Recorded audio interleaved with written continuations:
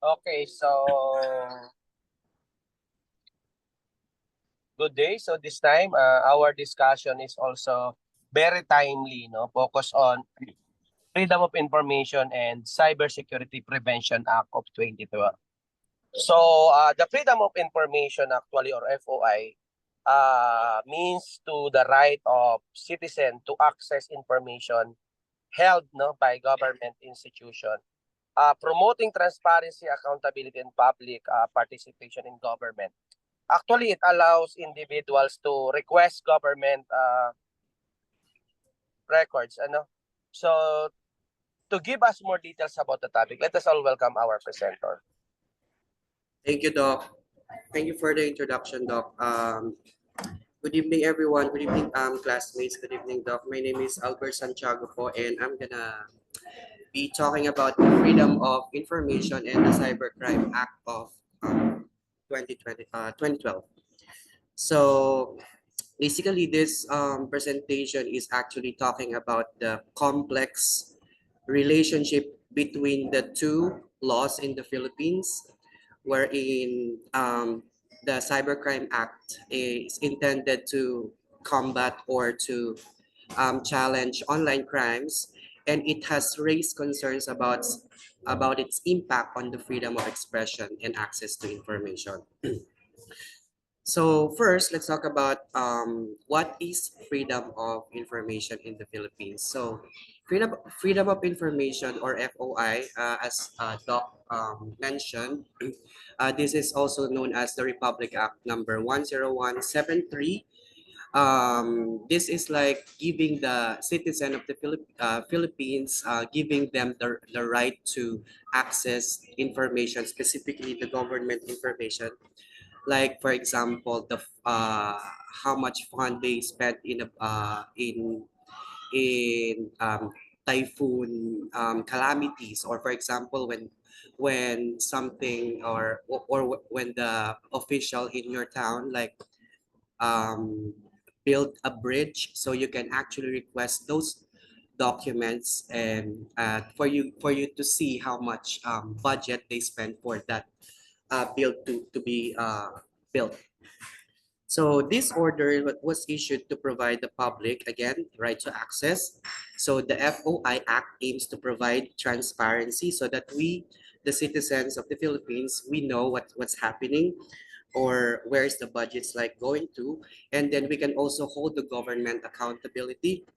And then we can access the official records. So to be honest, it's my first time to like access or to try accessing the official records in the Philippines. And yes, it's accessible. You can like just go to the website or the government website.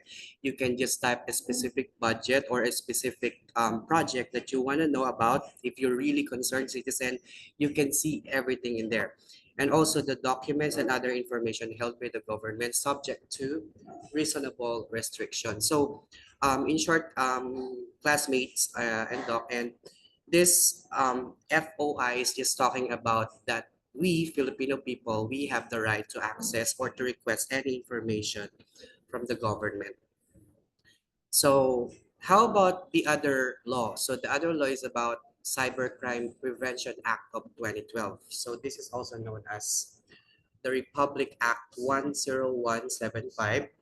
So the cybercrime, basically it's happening over the internet, and it's designed to address and prevent crimes committed through internet. So what are those crimes? It involves hacking, online fraud, scamming, cyberbullying.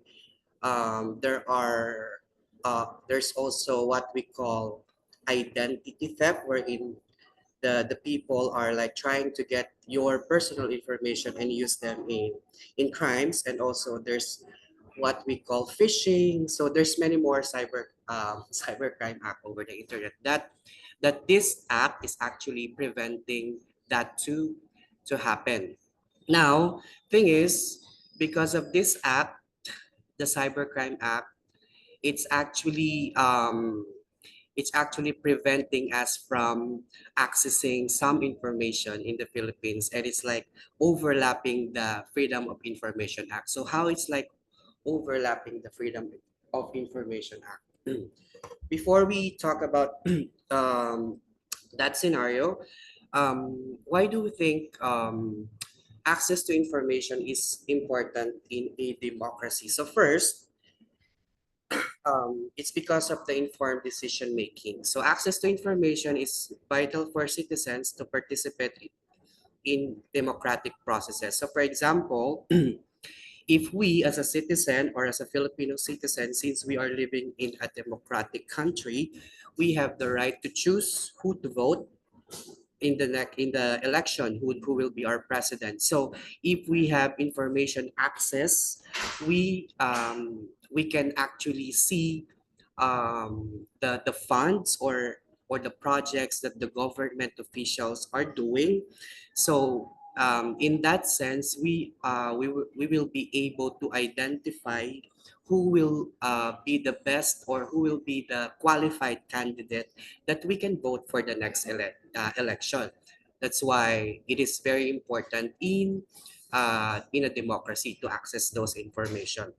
And then the second one is accountability and transparency. So for this one, we can always hold the government accountable for whatever they do, for whatever project they do, whatever fund they hold, whatever happens, if there's money missing or if there's any corruption happening, we're always holding the government accountable for those causes. The third one, accessing information is also important in a democracy because it empowers people, it empowers citizens, especially in the Philippines, to more likely engage in public discourse and advocate for change. So if we have access to all those information, we can actually improve anything that we can improve in our life, and also to help our life better and our friends better or our neighborhood better. Let's have take a quick look back to how the of Information Act happened. So in under the Philippine Constitution in 1987, they actually started giving people the right to access information already. And in 1999, they proposed to have the Freedom of Information Act to be legally um, formalized. However, because of the challenges during that year, it was unsuccessful. There's so many challenges, like for example, they don't want this to be legalized because there might be privacy invasion, something like that. But finally, as I mentioned earlier, finally in year 2016, under the presidency of Rodrigo Duterte, it was finally formalized under Executive Number 2. So the people now can, from this year onward, the people can have the right to access and request documents from the Philippine government. However, 4 years back, from 2016, during 2012, the Cyber Act law was also passed, which is impacting information access. So how is actually this Cybercrime Act impacting information access? First, um, let's talk more about the cybercrime. So when we say cybercrime, again, it's like happening over the internet. And there are three key provisions of the Cybercrime Act of 2012. First one is cyber libel. So cyber libel means criminalizes online defamation, potentially impacting freedom of expression. So in other words, the cyber libel is like, for example, when you are trying to, when you're, for example, when you posted something on social media about false accusation about someone or specifically a public official, you will face cyber libel, or you can be sued by that official or by that person. And it is potentially impacting freedom of expression because right now, because of this provision, because of this law, the tendency is, instead of like for the people to like express their opinion or express their knowledge about someone, or for example for a scammer, or and they want to post it online, they actually choose to just keep quiet because they might be charged cyber libel by that person. Now, the next one is the data privacy. So the data privacy, it regulates the collection, processing, and storage of personal data online. So when we say data privacy, it's like uh, when you, for example, when you sign up for a website, or maybe for just specifically just an app, so they actually collect your personal information such as your name, your date of birth, your email, your addresses, all of those things. So in this case, this act of the Philippines, the Cybercrime Act, they actually provide protection to your to those information. So if ever there's like hacker trying to like get those information, this act will do something to sue them. And the next one is about cybersecurity. So for the cybersecurity, it addresses cybercrime and strengthen measures to protect online infrastructure. So in this one, based on the reality that is happening on the Philippines, most of us, we right now it's like all of the transactions are like being done using bank accounts. Sometimes it's like happening in GCash. Sometimes it's like you just need to pay, or you just need to transfer money like bank to bank. So those examples, this Cybercrime Act is like mas what do you call this? Mas pinapatatag nila yung security measures ng mga applications like that, or online transactions like that, so that the people who are using those websites or those apps are confident enough for them to trust those companies to share their information or to do any transaction, especially if there's money involved. Okay, so now let's talk about what are the limitations of information under the Cybercrime Act. So as I mentioned, we have the right to access information in the Philippines under the FOI. However, because of the cybercrime, there is a limitation. So the first reason is because of the national security. The act allows for the restriction of information deemed to threaten national security. So for example, if someone is trying to access an information or trying to request the documents, but the national security will be at stake. So the government have the right to decline to give that information to that person. So that is one of the limitation. And then the second limitation is about the privacy concern. The Act's data privacy provision can restrict access to personal data. So, so for example, if someone is trying to access what is it to access information, but because of the data privacy provision of the Act, that person will not be able to just request the information of someone because of this provision. So it's like they're overlapping already. It's like we have the right to access an information, but at the same time, there is a data privacy provision. So hindi siya nagtutugma. The third one or the last one is about the cybercrime investigation. So law enforcement can access online data during investigation, potentially impacting privacy. So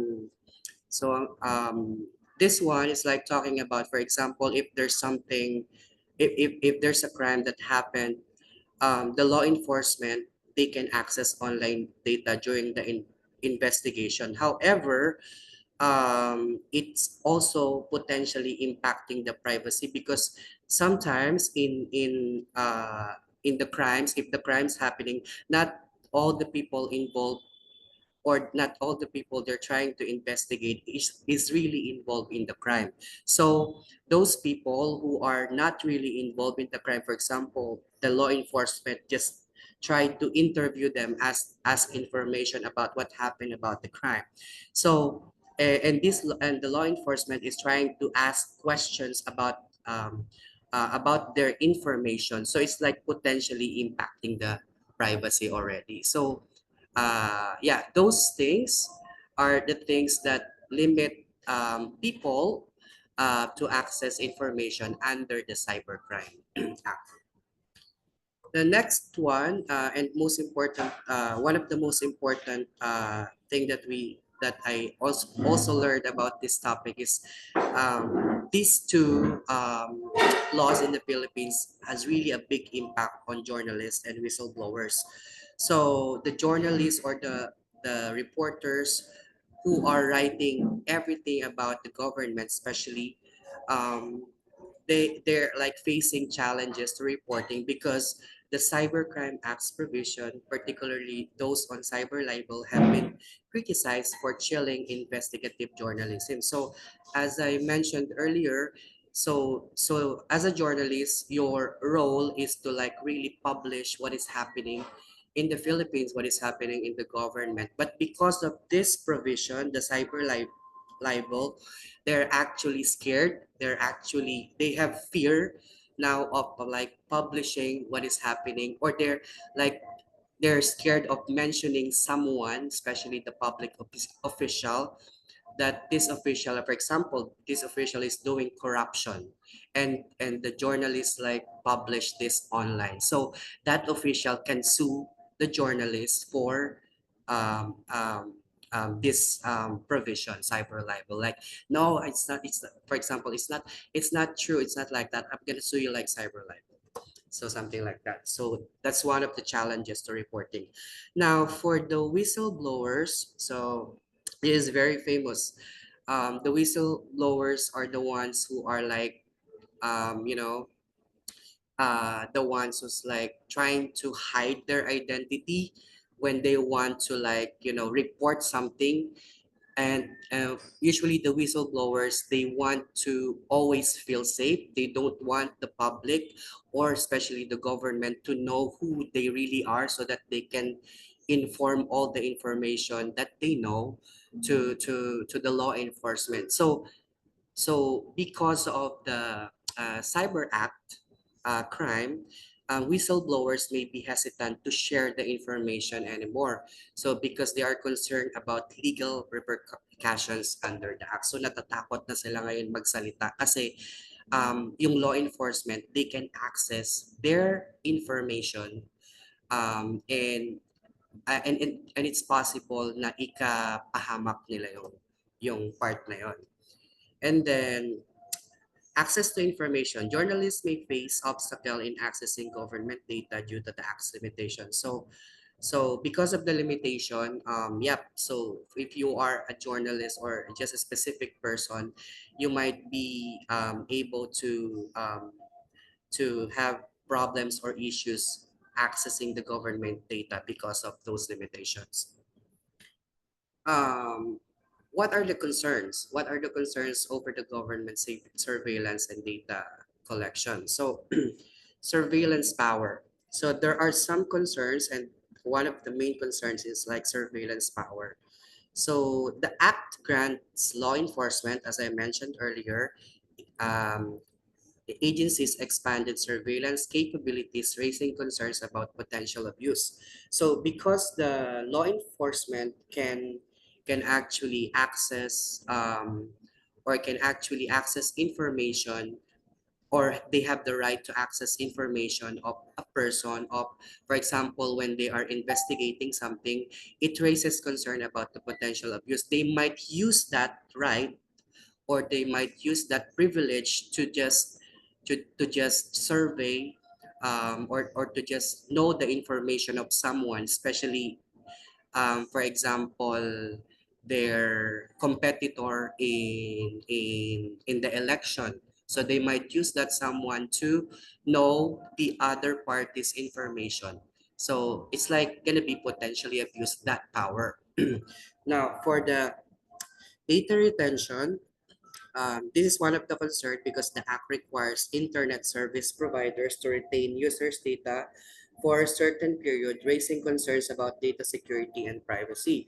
So when we are actually using, or maybe, yeah, using any SIM cards, like for example, Globe, Smart, or Dito SIM cards. So the concern is because we are using this network, the app is like requiring those companies to retain, or um, uh, parang i-keep yung mga user data for a certain period. Sometimes it's like they ask them to keep it for 6 months up to 1 year. So now because of that, some people are concerned about data security and the privacy.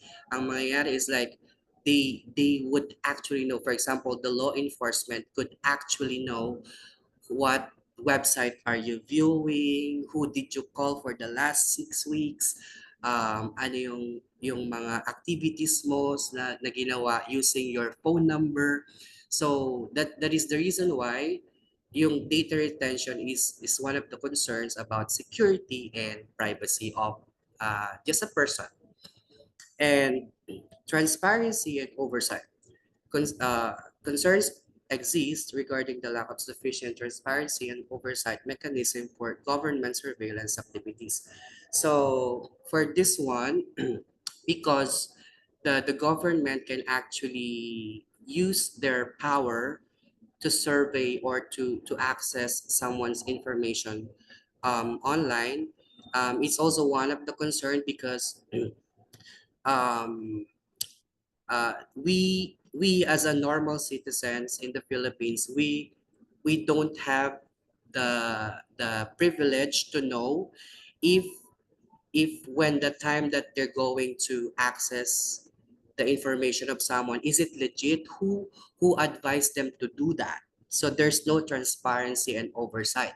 So how do we know if when they're doing some surveillance or when they're trying to access someone information, is it like advised by higher authority? So we don't have that. We don't have the right, or we don't have the privilege to know about those information. That's why it's also one of the concerns of the people. Now, until now, in our Philippine government, they're still trying to balance the national security and the public transparency. So, as the government, they have to protect, or they have the responsibility to protect the citizen and the national security by using Cybercrime Act law in the Philippines. However, um, uh, a democratic society also requires open access to information and accountability. So it's like um, they are trying to give us the right to access the information in the Philippines, but at the same time, because of the limitations, the government has to protect or has to deny some requests for them to share the information to the people because of the security. Now, yep, until now, they're still talking about how to balance this competing interest. Um, so because of that, there's still ongoing debate and calls for reforms. There's still that some people they still want to they still want some changes about the two laws, especially the cybercrime. They call for reform on addressing concerns regarding freedom of expression and privacy. Now, the judicial interpretation, so the courts are like really helping a lot when it comes to improvising the provision and balancing conflicting rights.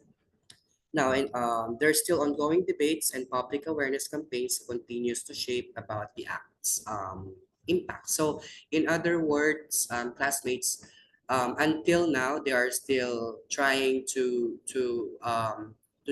make some changes about the two laws so that it will meet halfway.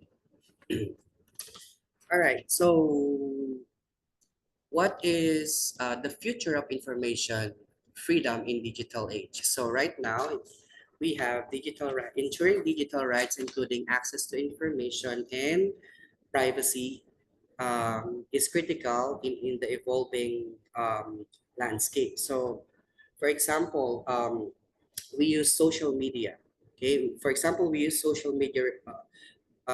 We should use the social media responsibly.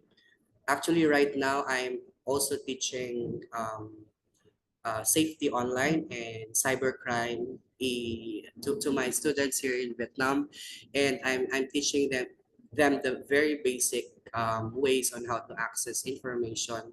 No, not really access, how to use internet safety online and also how to avoid cybercrimes online.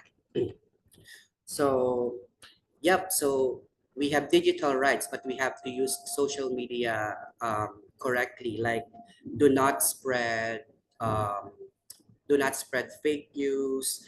Try to try to always play low key. If it's sabi nga nila, what is it? Think before you click. Parang ganun siya. And then as technology evolves, technological advancement continue to shape the information landscape, demanding ongoing scrutiny and adaptation of legal work. So the laws need to adapt to ensure that they keep us safe while respecting our rights.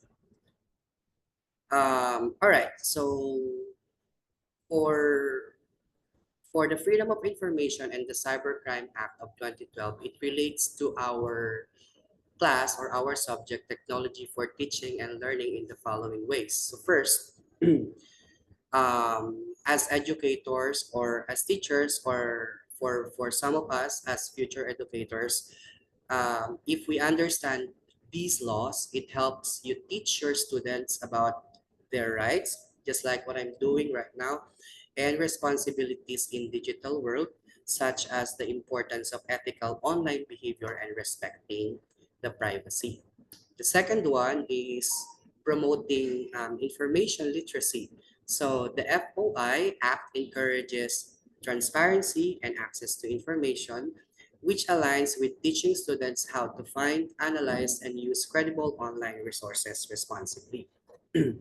And the third one is the data privacy awareness, wherein the Cybercrime Act's focus on cybersecurity and data privacy highlights the need to teachers learners about protecting their personal information while using technology in learning environment. So to summarize again, the FOI Act, it just basically provides citizens the right to access government health information, aiming to promote transparency and accountability, while the Cybercrime Prevention Act, it addresses and penalizes those various cybercrimes such as hacking, online fraud, cyberbullying, with provisions that also regulate online defamation or cyber libel. So both of these laws are integral to balancing transparency, governance, and other protection of individuals in the digital age of the Philippines. So that's all for my report. Thank you so much, Doc and classmates.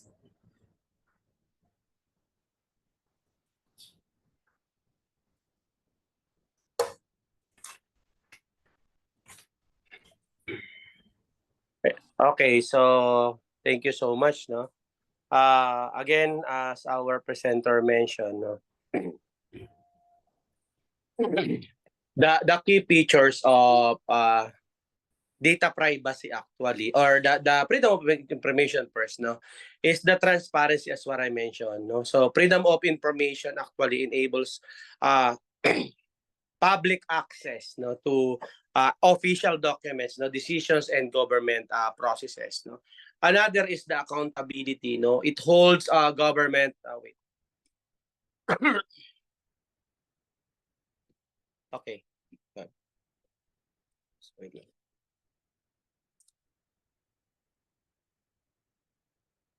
Okay, so accountability. So it holds government agencies accountable by allowing scrutiny of their actions and spending. No, another idea for FOI is provide or empowerment. No, because it aims to provide citizens with the tools, no, to make informed decision and contribute to the public discourse. No, but still we have some challenges. No, as what our presenter mentioned. No? Balancing transparency with the protection on sensitive data and ensuring FOI does not expose no vulnerabilities in critical system. When it comes to Cybersecurity Prevention Act of 2012, no, the Cybersecurity Prevention Act for equivalent laws in various countries, no, aims to protect individuals, businesses, and government entities from cyber attacks, data breaches, and other digital threats. No? This act typically outlines the responsibilities of an organizations to safeguard digital infrastructure, enforce penalties of cybercrime, and promote cybersecurity awareness. The key provision actually of the Cybercrime Prevention Act focus on protection of digital infrastructure. It requires no organization to implement security measures no to protect critical systems and data. So it promotes the use of encryption, no, firewalls, and secure communication protocols. No, another is the penalties for cyber crimes. No, we need to accept the fact that this act no defines and penalize offenses such as hacking, no, identity theft, phishing, and data breaches. No, awareness in education, no, encourage cybersecurity training for individuals and organizations. For the coordination and cooperation, it promotes collaboration between government agencies, businesses, and international partners, no, to combat cyber threats. So, a while ago, no, our presenter discussed about the interconnection of FOI to cybercrime prevention. No? Transparency versus security kasi yun. No? So FOI again, sabi nga ni presenter, promote access to information but it must be balanced with the need to protect sensitive data from cyber threats. No? Government needs released under FOI laws should exclude information that could compromise national security or critical systems. Cybersecurity and FOI processes, no, freedom of information system must be secure, no, to prevent unauthorized access or manipulation of public records. Agencies should use secure portals, no, for processing FOI requests, no, and for public awareness, no, freedom of information can promote awareness, no, about government efforts to address cybersecurity threats and policies. So syempre ang implementer ng ng freedom of information is kasi ang freedom of information is executive order number 2 no series of 2016 which ensure public access to government health information, and the Cybersecurity Prevention Act of 2012 RA 10175 no address cyber threats including hacking, identity theft, and other fraud. Sa other country kasi the Freedom of Information Act or FOIA no provides public access to federal agency records, and the Cybersecurity Act of 2015 outlines measures to improve cybersecurity and information sharing in United States. So both the Freedom of Information and Cybersecurity Prevention serve no critical roles in modern governance. So FOI promotes again openness no and trust, while cybersecurity laws ensure that the protection of sensitive information and digital infrastructure, no, striking a balance between these two ensures transparency without compromising national security or personal data. Okay, so again, congratulations to our presenter and thank you.